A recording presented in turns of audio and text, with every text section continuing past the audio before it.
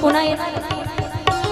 भविष्यामध्ये लोक विचारणार नाहीत की त्याचा बंगला किती लाखाचा आहे, त्याची गाडी केवढी, तो किती धनवान आहे. लोक विचारणार त्याच्या नावानं जमीन किती, भले ती खडक असू द्या, भले ती पडीक असू द्या, पण ज्याच्या नावावर 4-5 गुंठे जरी जमीन असेल ना, तो माणूस सगळ्यात श्रीमंत आहे. आणि लोक म्हणतील की अरे आम्हाला मुलगी शेतकऱ्यालाच द्यायची, शेतकऱ्याचे दिवस येणार आहे. अशा शेतीला देव मानणारे संत सावता महाराज आहे. म्हणून सावता महाराजांना धन्यता देतात नामदेव महाराज. धन्य त्याची माता, धन्य त्याचा पिता, धन्य त्याची माता, धन्य त्याचा पिता, धन्य त्याची माता, धन्य त्याचा पिता, धन्य त्याची माता, धन्य त्याचा पिता.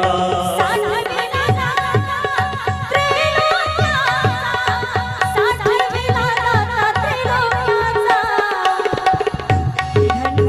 सावता सागर प्रेमाचे आगर, सावता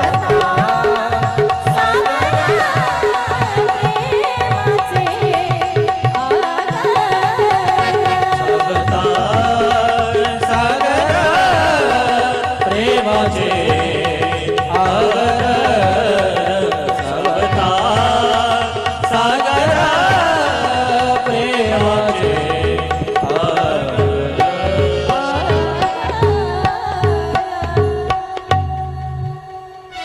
संत सावता महाराज की जय.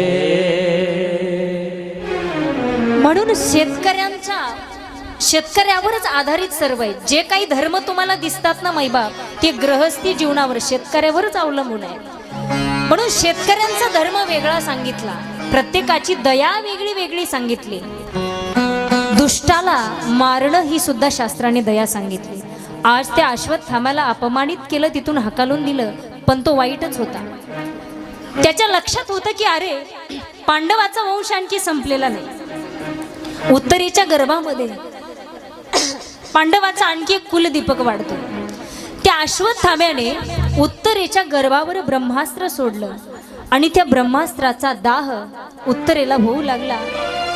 उत्तरा भगवंताला हाक मारते, हे देवा, हे केशवा, अरे धाव, माझ्या अंगाचा दाह होतोय.